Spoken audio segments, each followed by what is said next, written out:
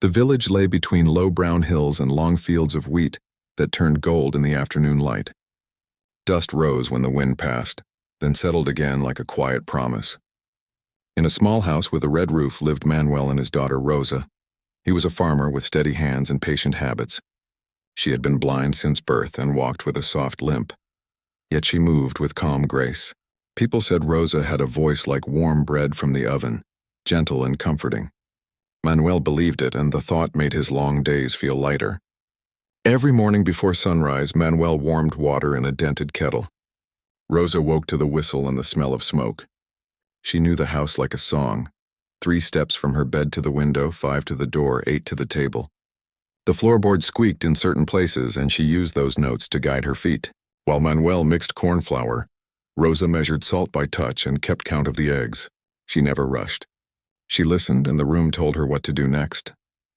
Together they made a small breakfast, the kind that fills the heart more than the plate. When daylight pushed into the kitchen, Manuel put on his hat and spoke his plans out loud.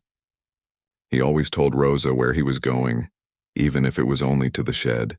She liked to hear the path of his day, fixing a fence, checking the canal, speaking with a neighbor about seed. She held those words like beads one by one until he came back. When he worked far in the fields, she sat by the doorway and hummed short tunes she learned from the radio's old songs. Home felt steady because their voices kept meeting, morning to noon to night. Rosa did not read with her eyes, so Manuel made letters from old wood. He carved them smooth and large so she could trace every curve and line. He taught her the shape of names, the feel of R and M, the tall back of L, the open mouth of O. In the evenings they sat under the lemon tree and spelled small words. When the lemons were ripe, the air smelled clean and bright, and Rosa said it felt like sunshine on her tongue. Letters became a picture she could hold in her hands, and hope sat with them, sweet and simple. As Rosa grew older, neighbors began to ask Manuel what he planned for her future. In their village, marriage was not only romance. It was a way to build a life with 2 sets of hands and to be less alone when storms came or crops failed. Manuel's knees hurt after long days, and he caught his breath more often than before. He loved his daughter beyond words, and a quiet worry followed him. What would happen when he could no longer be her constant support? The question stood beside him in the field and walked with him back to the house. He spoke gently with trusted friends. He did not beg and he did not push. He simply asked if anyone knew a kind young man who valued a good heart. A neighbor mentioned a distant cousin who ran a small mill by the river. The cousin came for coffee one Sunday. He was polite. He laughed at Manuel's stories and asked Rosa about the songs she liked. But when he stood to leave, his smile grew careful. He said the mill's busy season was coming and he could not start anything new. He thanked them with courtesy and walked away. Manuel watched the road for a long time after, as if a different answer might return with the dust. News moved softly but surely in a small place. People knew that Manuel was looking for a good match. They did not speak unkindly, but their questions held gentle doubt. Who will guide her in the market? Someone wondered. Who will walk with her at night? Another asked. A few shook their heads, not with anger, but with a quiet fear. They worried about the weight of care, about a future they could not picture. Manuel listened, nodded, and did not argue. He went home and sliced mango for Rosa, and he smiled when she said it tasted like sunlight. Rosa sensed these changes even if no one spoke of them. She could hear the way voices softened when people greeted her father in the plaza. She wanted to tell them she was not a burden. She washed clothes, swept the floor, and cooked simple meals. She helped neighbors choose ripe fruit by the smell near the stem. Still, she knew that people did not always see her full life. They saw only the parts they feared. At night, she folded those feelings like a cloth, set them in a quiet corner of her mind, and let her heart rest. Manuel kept trying. An old friend knew a family in a nearby town. A young man named Bruno agreed to visit. He sat with them on the porch and listened as Rosa described the sound of rain on the roof and how she could tell which bird sang at dawn. Bruno smiled and said, "Your daughter notices what others forget." For a brief hour, Manuel felt light again, but later a message came from Bruno's mother. She was worried about the future and asked her son to be practical. The visit ended with kind words and a careful farewell, and the house was quiet for a long time after. The seasons turned. Wheat rose green, then gold, and then the earth lay bare. On market days, Rosa and Manuel sold eggs and small woven mats. Rosa made the mats by memory, repeating the pattern she felt under her fingers. Women praised her steady work. Children liked to sit near her while she told short stories about the shapes of clouds, even though she could not see them. She imagined them like animals and boats and gave them friendly names. The children ran to check, then came back laughing to report what they saw, and their bright voices made Rosa laugh too. At night, worry sometimes woke Manuel. He sat on the edge of his bed and counted blessings instead of fears. He had land, not much but enough. He had a daughter with a good mind and a good heart. Neighbors waved and shared tomatoes when their plants produced more than they needed. Still, he felt a quiet ache. He did not want Rosa to grow old with only his care, and then with no one at all. He wanted someone to stand beside her at the market, to laugh with her at supper, to walk with her when the street grew dark. Rosa's spirit did not turn bitter. She had questions, yes. Why did people decide the story before hearing it? Why did they look at her and see only what was missing? When such thoughts grew heavy, she returned to simple tasks that made her feel strong. She shelled beans into a metal bowl, each tap a tiny drum. She crushed garlic with a stone and felt the mild perfume rise. She listened at dusk for the first cricket, and when it sang she smiled because the world kept its small, steady promises. One evening, a soft rain began without hurry. Manuel and Rosa sat on the step and listened to it dress the yard in silver. Manuel spoke about the past, about Rosa's mother who had loved to sway to music while she cooked, and about the day Rosa was born, when the nurse said she would not see. He remembered the fear in his chest and the way it calmed when he placed his finger in the tiny fist of his child. "I promised then," he said, "that I would make a path for you." Rosa squeezed his hand and said, "You already have, Papa." The next week, a quiet rumor brushed through the village. People said someone from the city would come soon to review land papers and settle small matters near the river. Manuel heard this while buying nails at the hardware stall. He did not think much of it. Such visits happened now and then, and they rarely touched his life. He went home and told Rosa that the village might be a little busier than usual. She nodded and said she liked the sound of many footsteps. Neither of them knew that a kinder path was already bending toward their door, as gentle and certain as the dawn. The day the visitor arrived, the village morning felt new. The sky was clear and the fields were calm after a night of soft rain. People swept their porches and washed their steps. Chickens moved across the yard in little groups, and children walked in pairs to the school with slates under their arms. A car rolled slowly down the dusty road and stopped near the plaza. From it stepped a man in a neat jacket with a kind face and careful eyes. He was the sheriff from the city named Alejandro. He had come to help settle small land matters by the river and to meet with the local council. He moved in a quiet way as if he respected the rhythm of the place. Alejandro greeted the shopkeepers first. He asked about their families, their crops, and the price of grain, not in a quick official tone but with real interest. He made notes, spoke with the council, and checked maps. By noon he walked through the market where voices blended like a cheerful song. He passed baskets of lemons and baskets of chilies, stalls of cloth and baskets of brown eggs. He noticed a simple table with woven mats, each one neat and even, and he saw an old farmer and a young woman sitting behind it. The farmer watched the crowd with a protective gaze. The young woman smiled toward the sound of footsteps and held her hand still in her lap.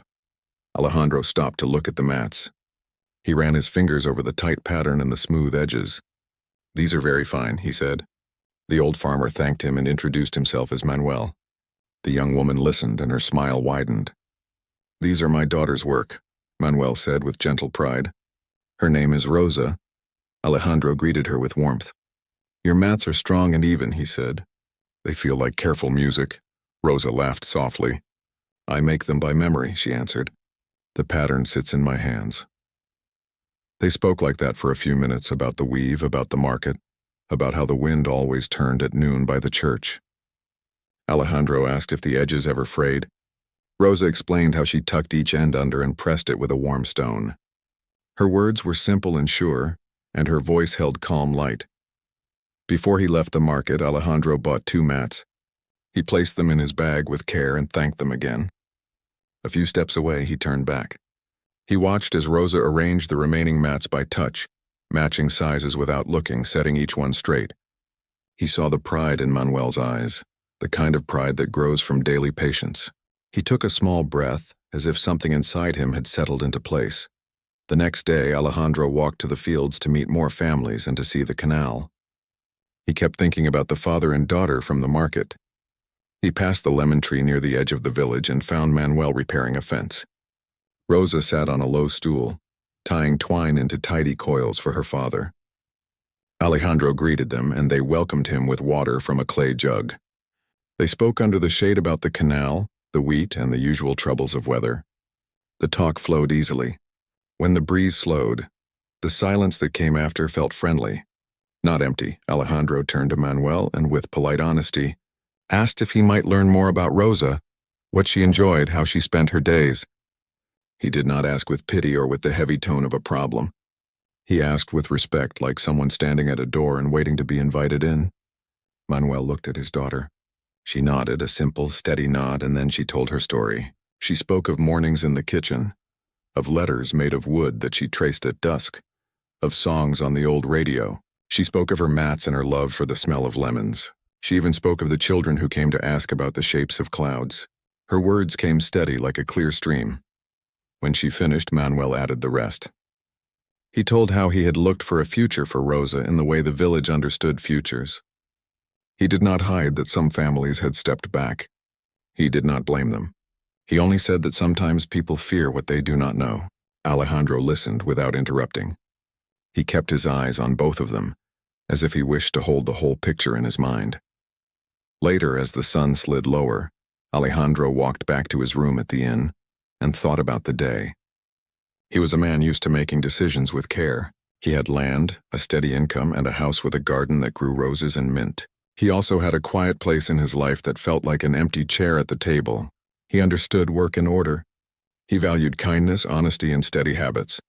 As he considered what he had seen and heard, he felt a respectful admiration rise within him. Here was a woman who shaped her days with skill and patience, and a father who had built a world of dignity around her. The thought did not feel like sudden lightning. It felt like a door opening to a room that had been waiting. The following morning, Alejandro asked to visit again. He brought fresh bread from the bakery and a small jar of jam. They shared a simple meal. Then he asked Rosa many questions. Not tests, but gentle invitations. What made her laugh? What were her favorite sounds? How did she want to spend a Sunday? Did she enjoy walking by the river if someone held her arm? She answered with ease. She liked the sound of rain on tin roofs, the call of the lemon cellar, the hush of the church at midday. She enjoyed Sunday afternoons sitting under a tree and listening to stories. She loved the feel of warm bread in her hands and the soft brush of a cat against her ankle. When she had walked by the river with her father, she felt calm, as if the world were a long, kind breath. Alejandro did not rush. He visited the council, finished his work by the river, and returned each afternoon to sit with Manuel and Rosa. He helped mend a gate. He refilled the water jars. He learned how Rosa counted steps and how she used the sound of her foot on the ground to find the porch edge. He admired her sense of order. He also admired Manuel's quiet way of letting Rosa lead the pace. Day by day, a simple trust grew between the three of them, like a small plant finding good soil. People in the village noticed. They saw the sheriff sharing bread on the porch. They saw him walking slowly with Manuel and Rosa along the lane. They began to whisper, but the whispers changed their shape. They were not sharp or unkind. They were curious, almost hopeful. Children waved when the three passed by, and some neighbors brought extra mangoes or a basket of green beans, not as a hint or a payment, but as a friendly sign. On the fourth day, Alejandro asked if he could speak with Manuel alone for a moment. They stepped a few paces away, still close enough for Rosa to hear their voices if she wished. Alejandro spoke with respect. He said he had watched, listened, and thought carefully. He told Manuel that he saw in Rosa a partner with a steady heart and a clear mind. He also told him that he understood the responsibilities of care, and that he did not feel fear at the thought of them. He felt something closer to joy. He asked quietly and clearly for permission to speak with Rosa about marriage. Manuel's eyes filled, not with sadness, but with a grateful softness. He thanked Alejandro for his patience and for his careful words. Then he called Rosa to join them. Alejandro repeated everything to her, not assuming anything, not asking the father to speak for her. He told Rosa that he was drawn to her kindness, her calm strength, and her way of making order and beauty from simple things. He explained what his life looked like, his house, his garden, his duties, and his hopes. He asked if she could imagine building a life together side by side, with respect and joy. Rosa listened with her hands folded. She asked a few questions. Would there be space in his garden for a lemon tree? Would he enjoy long talks on quiet evenings? Would he walk with her to the river and describe the way the light touched the water? His yes to each question came without show. When she finished, she took a slow breath. She said that the idea felt peaceful to her, like sunlight moving across a room. She said that if her father agreed, and if Alejandro was sure, she would be honored to accept. They did not rush to plan a big celebration. They chose simplicity and sincerity. The council set a date a few weeks later, to give time for family to travel. The days between were gentle. Alejandro came early to the house to help with chores. He and Manuel repaired a hinge and stacked wood. He and Rosa sat by the doorway and spoke about small things that felt big. The first song they would play in their home, the corner where a bookshelf might go, which wall would be best for the wooden letters. When the afternoon winds rose, they practiced walking together to the lane and back, their steps finding a natural rhythm. On the morning of the wedding, the whole village seemed to breathe in and out with quiet happiness. The sky was clear and the air felt kind. Rosa dressed in a simple white dress with a small ribbon at the waist. Manuel ironed his shirt twice and folded a clean handkerchief into his pocket. Alejandro stood by the lemon tree, his jacket neat, his heart steady. When Rosa stepped onto the porch, the leaves rustled softly as if to bless the moment.